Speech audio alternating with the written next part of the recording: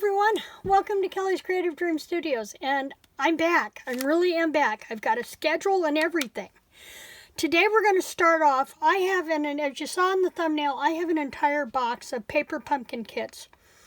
I want to work through them this year and be done with them. My word of the year is to finish. At first I thought it was going to be manifest, but the more I look at my studio and so many things that need to be finished, that's going to be my word of the year. So let's work on finishing up that box full of paper pumpkins. Now I'm going to try and pick them seasonally. So this was the January 2023 paper pumpkin, and it was all about Valentines. So I'm going to show you three of them, the three different designs, and then we're going to walk through and do another one together. So we have this lovely stamp set that has a couple of icons, has this, I love this framing. And if you'll notice, it looks like there's little holes here that you could run ribbons through. I haven't played with that one yet, but we will at some point. Then there was the scattered hearts, the heart-shaped padlock and key. You hold the key to my heart, love is the key, to my Valentine, and I love you. And somewhere in a box, I am missing the love is the key. I have the you hold the key to my heart. I have the to my Valentine. I have the I love you. And then this key lock opening is what you would stamp in the center of this. Isn't that cool? They thought of everything. So that's the stamp set we're going to be working with. And I have the two stamps we're going to use, to my Valentine and the heart scatter, already on my B block from Paper Pumpkin, or from Stampin' Up. We're also looking, I thought we were using Fresh Freesia. That was the ink that came in this one. But I couldn't find Fresh Freesia. I pulled out Fresh Fig instead. So let me take a quick gander here and see if I'm missing something. Mary Merlot, which I'm going to move that to Reds. Berry Bushel. Fresh Freesia, that's the one we want to work with. Okay. So the first one we're going to do, this is one that I turned on its side. They had this one going vertical, but I wanted to bring in the longer piece of vellum. So I flipped the card base on its side, but otherwise I kept everything pretty much the same. So we have this one that we're going to work on. I'm going to set it right up here, just inside of the frame. I also think I figured out my lighting. I'm not doing the overhead light, I'm just doing my ring light on the right, and then I have the window coming in. I also pulled this thread from my stash. I don't know what happened to the string that came with this, but we're going to use this one. And let me pull my kits together here. Get the right card, this one here. Nope, not that one. Not that one. Well, you know, it's always the last one you go for, right? So I have this one. And I have the components they suggested. But I did not pull out the longer piece of vellum. So I'm going to pull that out. I also don't have my locks in there. Huh. I thought I had gathered everything together. Apparently I didn't. I am just a tad out of practice for this, but that's okay. We're fine with that. So there's that, and there's that one. I had everything else in there. And I must not have had an extra piece of that vellum left. How odd. Okay, we'll do it just as it is. I'm going to go ahead, I'm still going to turn it on its side because I like the elongated version of this card. And I used my multi-purpose glue, Tombow White, and this will dry clear, but I'm only putting it in the center because I wanted this to have a little bit of movement. I didn't want it to be down solid. So I'm going to put that right there. And then this is where it gets tricky for me. Tying threads. Now I'm going to move this up over out of the way for a minute. Bring in my thread.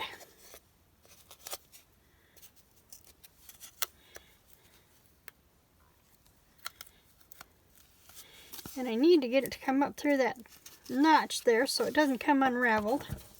And I'm only going to take part of that. And then what I did was I layered them over so they locked over side. And then I went ahead and put the key in there. And then we're going to bring this through. Now to help hold this, what I did was I brought in a glue dot. Just to hold that in place. Because with my essential tremors, some days they act up more than others. And today, Monday, as I'm filming this, is one of those days that my tremors are not wanting to cooperate. So I'm going to take my pick tool and I'm just going to put this right there on the back of the key. And it's going to help hold this in place while I'm attempting to tie my knot. Okay? So I need those to overlap a little bit, not a whole bunch, just a little bit. And then I want that to go right there. And then we're going to attempt to put this together. And what I did was I just ran it through the loop. And I brought it up one side, and when I did that, it secured both of the padlocks together. Just like that. As I said, some days my tremors cooperate and some days they don't. Now, I wasn't sure I liked this bow on here. So I'm going to ask your opinion down in the comments below. Yay or nay on the bow, or just layer the elements? Would we have been better with that? Now, as you can tell, this really isn't holding the key in place. It's just creating a little bit of an accent. And now that I've got the bow on there, I'm going to make those loops a little smaller, if I can get a hold of them. I'll pull them tight. Make them quit twisting on me. I tell you, there are days. Now, my sister Donna, you guys know Crazy Lady Creations. Her tremors are worse than mine, but she's had a little bit of age on hers too. Now, I want that to stay, so what I did was I flipped it over, and I made use of another glue dot, and I put another glue dot right there on the string, just like that. And it will help hold that string in place, and I'm going to trim these down. They don't need to be so long. Just like that. And I don't have a trash can over here anymore. I've been working on this filming corner. I'm trying to figure out a way to put my sewing machine over here. Now, after I did that, what I did was I came in with dimensionals. And I'm using the big dimensionals from Stampin' Up. I'm going to put one right there, and it kind of helps hold those two together. And then I can put one here and one over here. And that's going to be enough to hold those in place. Now, folks, use your adhesives, use your glue dots. Some of these, when I pull the paper off, the sticky comes off with them, and I'm having to attach a dimensional with glue. And you shouldn't have to do that. But I've had these for a while, so it's okay. And then we're going to position that right there. And I'm going to bring this back around. Apparently our key needs another glue dot. There we go. I'm just really not liking the bow up there. But hey, it's what Stampin' Up said to use, so that's what I did. Okay, now I'm using the Fresh Freesia. Now in this one I used Fresh Fig. But since I'm supposed to be using Fresh Freesia, that's what we're going to use this time. Stamp this up here. Turn my block to where you can see it. And who knows, we may have liked Fresh Fig better. Let's see. I think the Fresh Fig stood out better. What do you think? And then I did the same thing. I brought this one up on 3 dimensionals. One in the center to keep from having a trampoline on our band.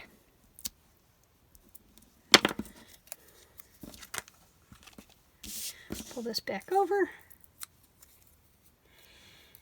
Now, when we're just about done here, I'll give you a feeling of what's coming up. There There, and I have another Valentine ready to go. Okay, now that's number 1. Number 2 looks like this. We have a keyhole opening that the key is hanging from, and you know, I'm still not sure I like the bow at the top, but we're going to go ahead and do it the way they say. And I have that one, all the components here in the envelope ready to go. As you can see,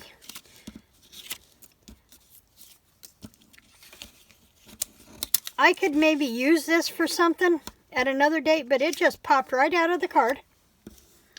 And then we need to put string on the top of this one.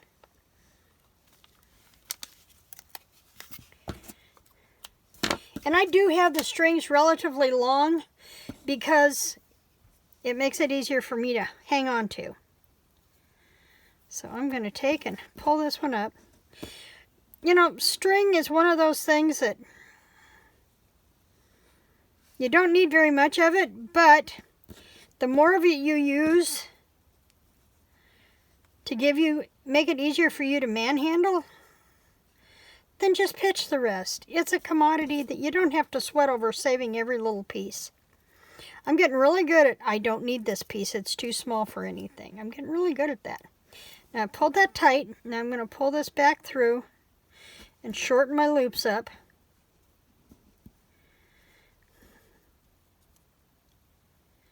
Okay, and then we're going to come through, lighten that up, did that one, and then those will go in the garbage, just like that, just like those two did.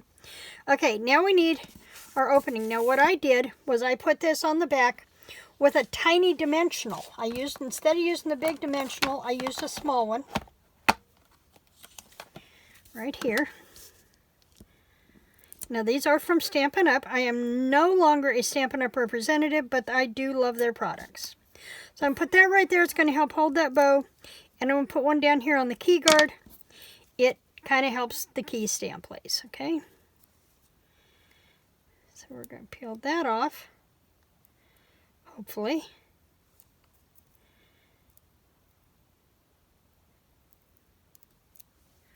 And that's one of those I wasn't sure how well it was going to retain its adhesive. Okay, we've got that. And after this is in place, I can fuss with that bow. Just like that. Now that that's glued down, I can go ahead and mess with the bow a little bit better, as much as my fingers will allow. That bow just wants to turn sideways. Okay. Then this one is really easy. This one is really easy. I'm still using the To My Valentine, but I think I'm going to go back to using Fresh Fig. I think I really preferred that color. Let me know in the comments below which one you like the best. Did you like the Fresh Fig or the Fresh Freesia that we used in the other one? And this one gets stamped onto here. And all of these were die cuts that were just punch out and use. It's one of the things about Paper Pumpkin. You don't need a lot of extra supplies. They pretty much send you everything you need except a pair of scissors to put this together. Okay, see how much better that looks? I really love that Fresh Freesia, or the Fresh Fig on there. Okay, back to my dimensionals again. And again, one in the center to stop the trampoline from moving. And then we need one on each end. And there's one of those where, there we go.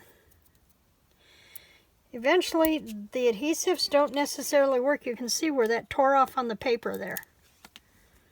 So, adhesives will change with the climate, with the weather.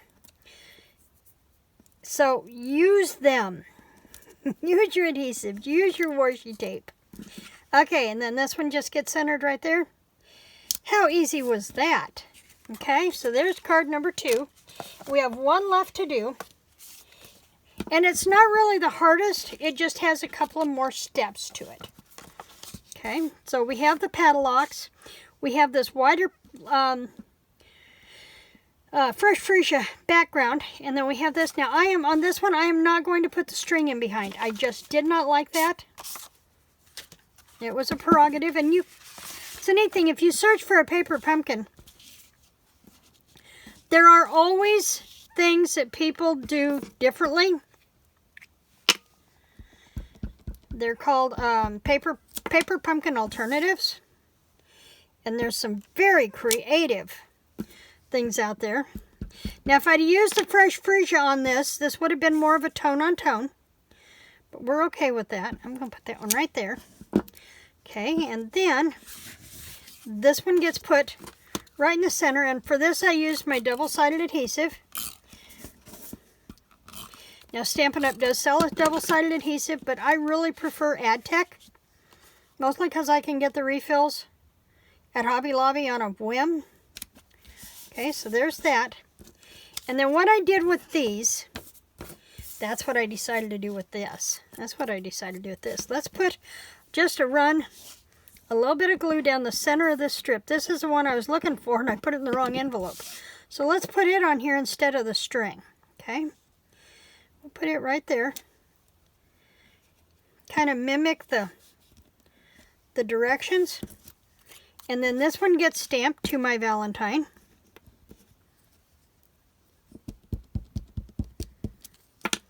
I got my hearts on my paper. Oh well. This is probably going to get changed at some point. Okay, so there's that. And we have that there, so we're going to come back in with our dimensionals. And I really prefer using 3 because I like one on each end. And I like having one in the middle to keep it from bouncing. So on strips, I most always do 3. Now, as I said before, I do have a schedule. I am participating in 3 challenges this year. Possibly 4. I'll have to look. Anyway, so what I did here was I put these at the angle and I glued them flush. I just glued them down flush, just like that. Okay. Come back in with this one and glue it flush. Go this way. Now, for this one I raised on dimensional, so it stood up away from the center. But we're going to be doing cards. We're going to be working on junk journals. We're going to be working on clearing out my paper pumpkins. Lots of stuff we can get done. I am participating in the 12 by 12 junk journal challenge. That is to do a journal a month. And I have a sofa full of kits that I have started that I want to finish. Okay, and then there's that one. So we have 3 cards, quick. We put them together in a matter of minutes. Just like that. We have these 2. We have these 2. We have these 2. And then we have, I buried the other one. Now I know I did 3 cards. 1, 2. I tell you if, oh there it is right in front of me. Then we had this one and we did this one twice. Except I can't see where the other one went. But it's here somewhere. We know it is. We watched me do it. But I'm participating in the 12 by 12. I want to play in the full deck challenge. I'd like to get back into playing with Dear Julie, but I'm not sure. We're going to see how that goes. So I've got plenty to keep me busy over the next few weeks. And definitely in the year of 2025. So give me a shout down below. Let me know what you are working in. Are there any challenges that you're playing in? I'd love to hear. Thanks for joining me in the studio today. Remember to like, to share, subscribe, and creative blessings.